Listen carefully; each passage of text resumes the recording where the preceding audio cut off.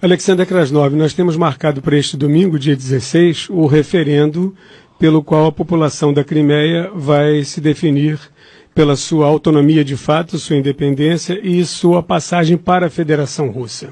As autoridades da Crimeia prometem que o resultado será já divulgado na segunda-feira, 17, e vamos então acompanhar o desenrolar dos acontecimentos. É isso aí. Agora, você tem notícia nova, quente, sobre a Ucrânia. Pois é, bem quente, Lincoln, e realmente lembra bastante aquele noticiário de Guerra Fria, né, sei lá, da década de 60, né, aliás, quando realmente houve um caso parecido, depois eu explico, né, um avião americano espião, naquela época foi abatido sobre os Urais, a região central da Rússia. Inclusive, contou até com uma visita do Nikita Khrushchev, então secretário-geral do Partido Comunista da Rússia. Os mísseis soviéticos, que na época não sei se eram subestimados pelos americanos, conseguiram abater aquele avião. Eles são os aviões espiões, uma característica deles é que eles voavam em altitudes muito altas. Se não me engano, era um U-2, um U-2. É um desses.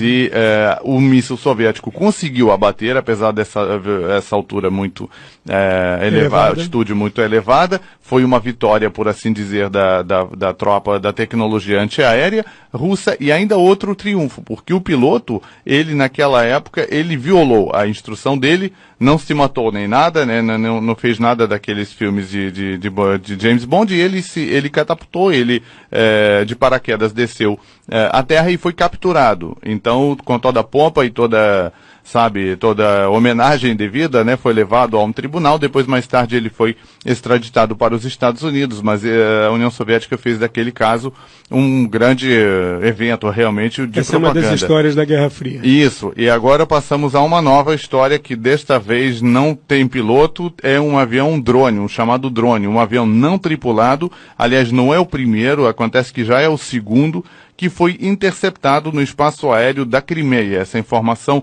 chegou à noite do horário local de sexta-feira hoje e foi divulgada pela corporação estatal russa Rostec, aquela que antigamente se chamava Rostechnology, Tecnologias da Rússia.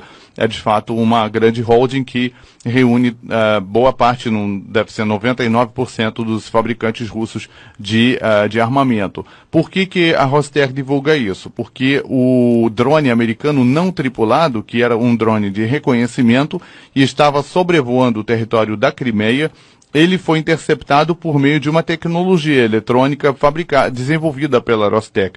Ou seja, segundo a própria empresa explica, o sinal que ligava, né, a ligação eletrônica entre o drone e os operadores dele, o controle remoto, foi interrompido. Aí ele ficou desgovernado e pousou, fez uma espécie de pouso de emergência e foi interceptado quase inteiro, como diz o comunicado, ou seja, não sofreu grandes danos estruturais. É o segundo avião americano já naquela região que foi interceptado.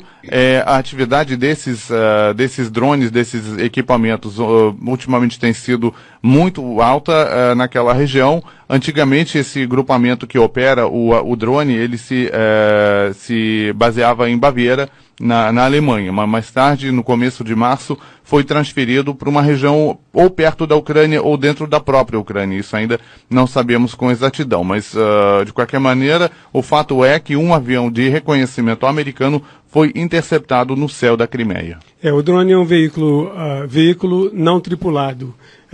Ele tem inclusive uma sigla em português que é VANT, Veículo Aéreo Não Tripulado. E ele há todo o desenvolvimento de drones, primeiramente de observação e reconhecimento, e agora também de ataque. E eles são principalmente fabricados em Israel, que desenvolveram muito essa tecnologia, também no Japão, nos Estados Unidos e na Alemanha. Estamos apresentando o programa Voz da Rússia. Todos os programas Voz da Rússia estão disponíveis para vocês ouvintes e para todos os internautas no site Diário da Rússia. Anotem o endereço: www.diariodarussia.com.br. Tudo junto e sem acentos.